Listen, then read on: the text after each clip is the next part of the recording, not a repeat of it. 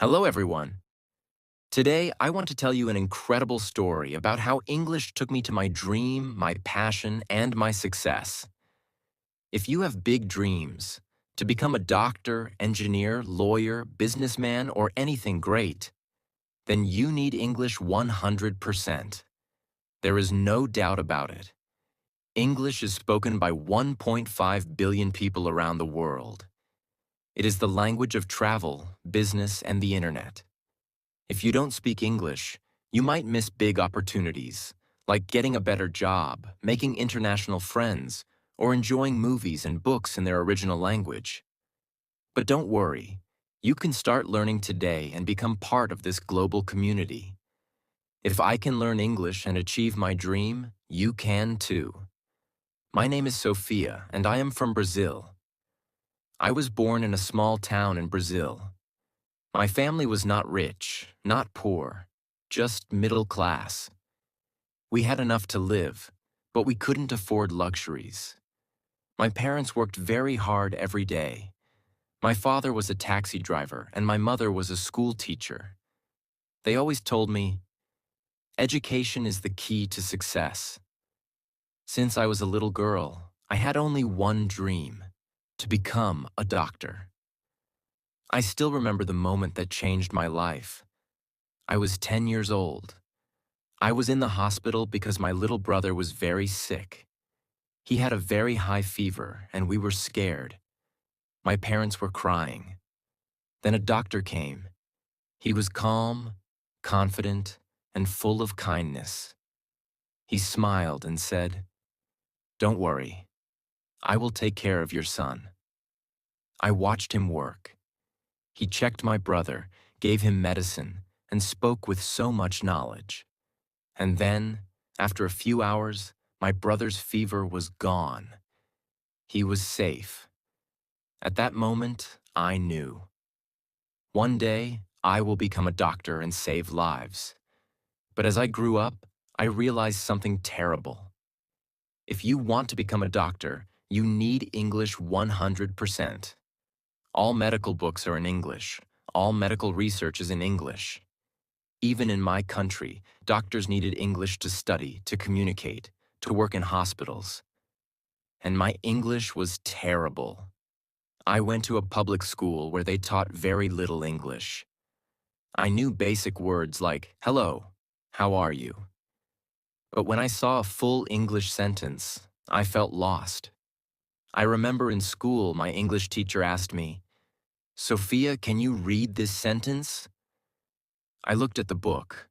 The words were dancing. I could not read. I could not understand. I wanted to cry. "I don't know, miss," I whispered. The class laughed. That day, I went home and sat alone in my room.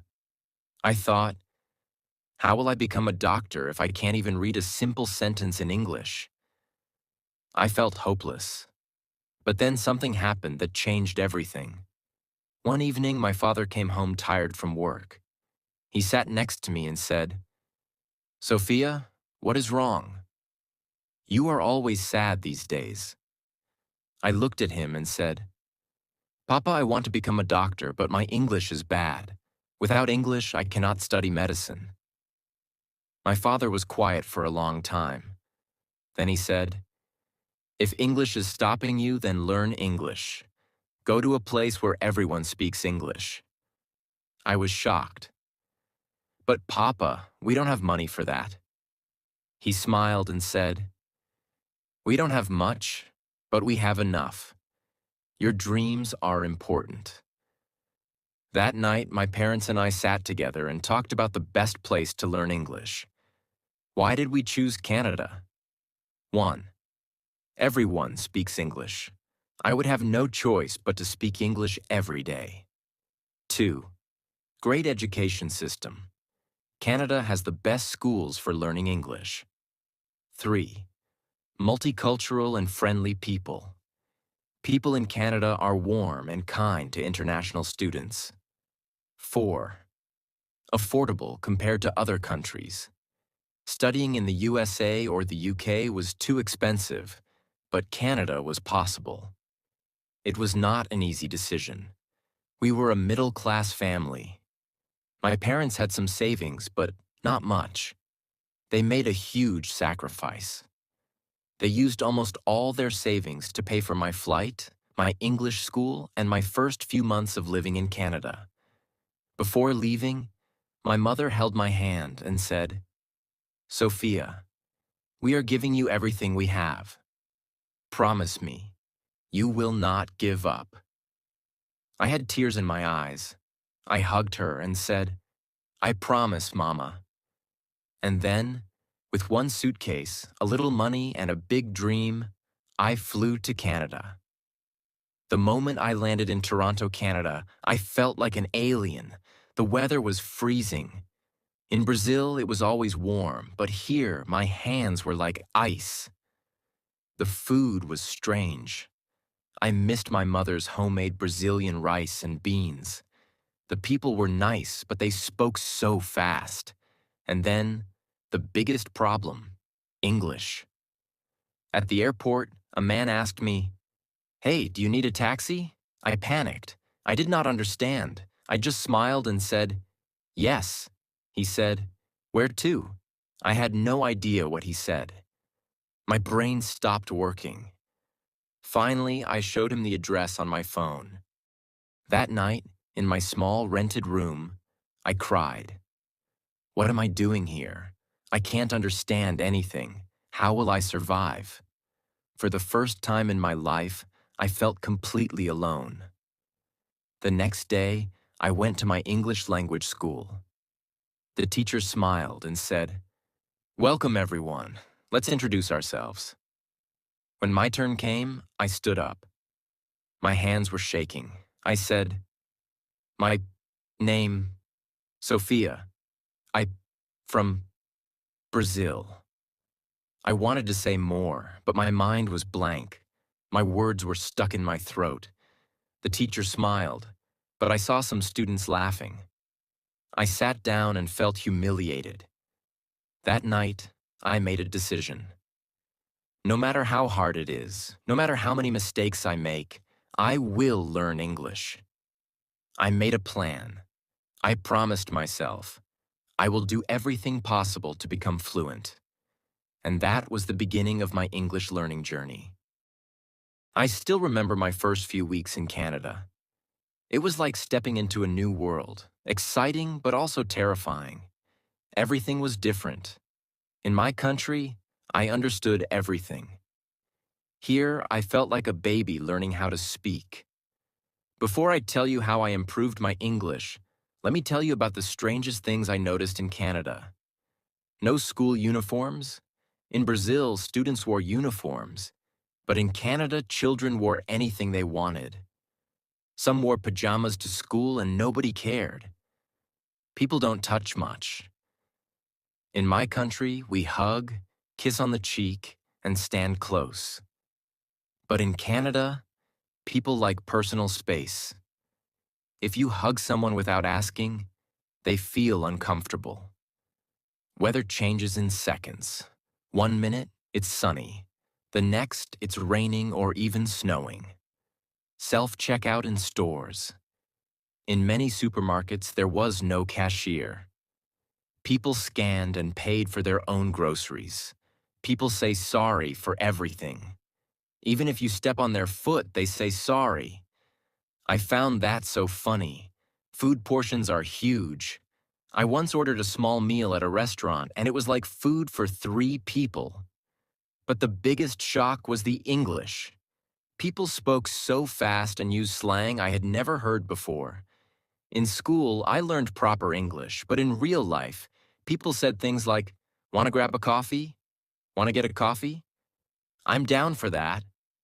I agree. That's so lit. That's amazing. I felt like I had never studied English in my life. The second day in my English class, I was so nervous. The teacher gave us a simple writing task. I was excited. I can do this, I thought. But when she returned my paper, it was full of red marks. She said, "Sophia, your writing is good, but your sentence structure needs work." You think in Portuguese and translate to English. That's why it sounds strange. I felt frustrated. Speaking was even worse. The teacher asked me a question, and I knew the answer in my head. But when I opened my mouth, nothing came out. I felt like crying. Will I ever speak English fluently? I refused to stay weak in English. I knew that if I didn't improve, my dream of becoming a doctor would die. So, I made a plan. A. The headphone trick, talking to myself in public. One of my biggest problems was speaking. I was too shy and afraid of making mistakes. So, I found a solution. I put on headphones and walked around the city pretending I was on a phone call.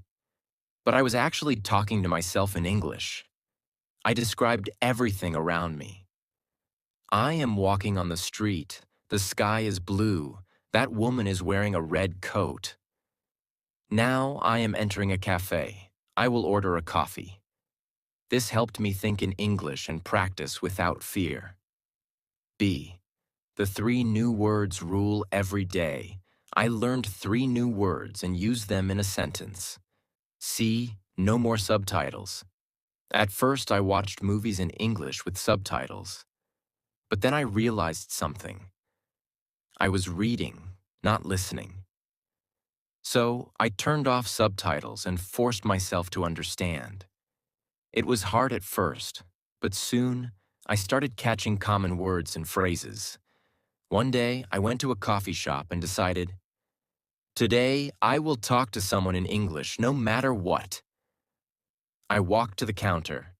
The barista smiled and said, "Hey, what can I get you today?" My heart was beating fast. "Don't panic, Sophia. You can do this." I took a deep breath and said, "I would like a cappuccino, please."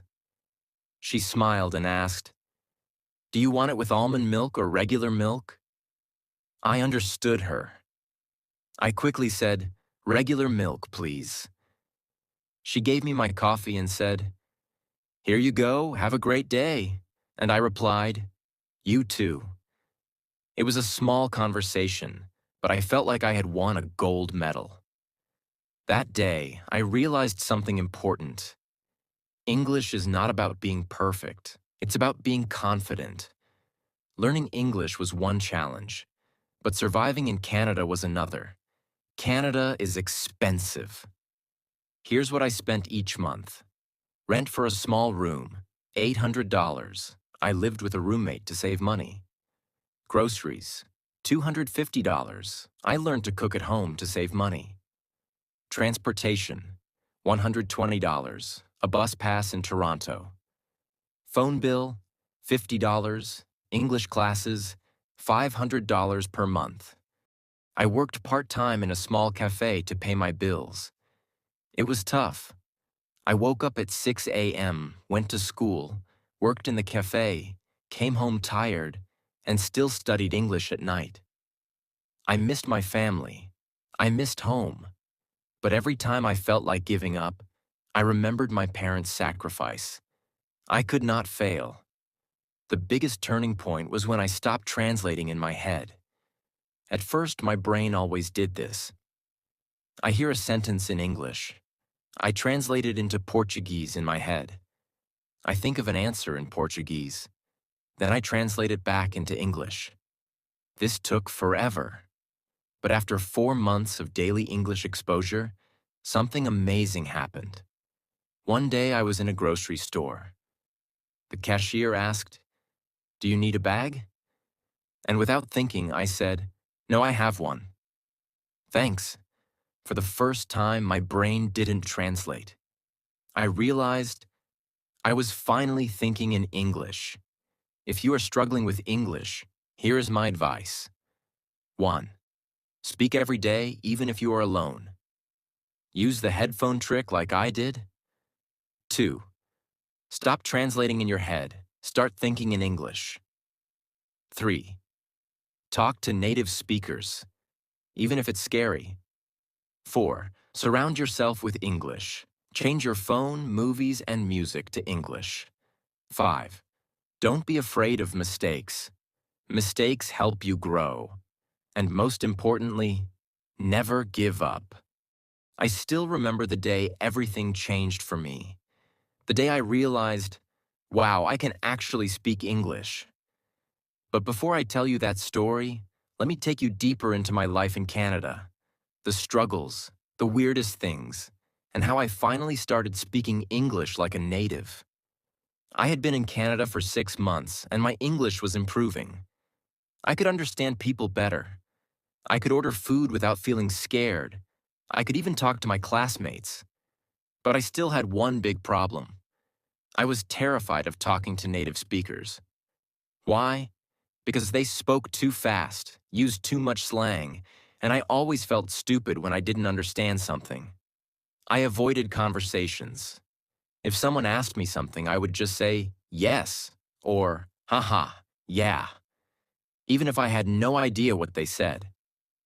But I knew, if I wanted to be fluent, I had to face this fear. So I made a crazy decision. One morning, I walked into my favorite coffee shop. I told myself, Sophia, today you are going to have a real conversation with a native speaker. No running away. I stood in line, nervous. Then, a girl next to me smiled and said, ugh, this line is so long, right? I froze. This was it. My moment. I took a deep breath and said, yeah, it's really long. Then she said, I come here every morning, and it's always like this. My brain started panicking. What do I say? But instead of overthinking, I just said, oh, really? I just moved here, so I don't know. She smiled and said, oh, cool, where are you from? And just like that, we had a conversation. For the first time, I wasn't translating in my head. I wasn't scared. I just talked. After that day, something clicked in my brain. I realized I can actually do this. That moment gave me confidence, and confidence was the missing key. Now that I was confident, I wanted to take my English to the next level. I didn't want to just speak English. I wanted to sound like a native speaker. So I started doing something crazy. The shadowing method. I started copying everything I heard. Whenever I watched a TV show, I paused, repeated the sentence exactly like the actor, and tried to match their accent. Example, I hear the sentence, oh my God, that's insane. I pause and say it exactly the same way. Oh my God, that's insane. Copying the tone, speed, and emotion. I did this for hours every day. At first, it felt weird. But after 1 month, my pronunciation improved so much. I also started keeping a notebook of my English mistakes. Every time I made a mistake, I wrote it down and corrected it. Example, I agree with you. I agree with you. By reviewing my mistakes every day, I stopped repeating them. This was the hardest step for me, but I forced myself to make Canadian friends because I knew that was the fastest way to improve. Here's what I did. 1. I joined local events. I went to free meetups for international students. 2. I used conversation exchange apps.